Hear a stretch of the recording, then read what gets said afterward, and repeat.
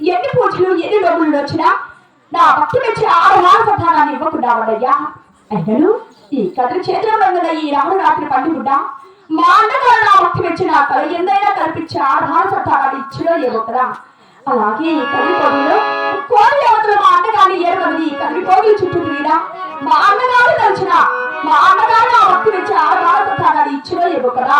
అలాగే తలిచి చూసారు కదా దేవుడా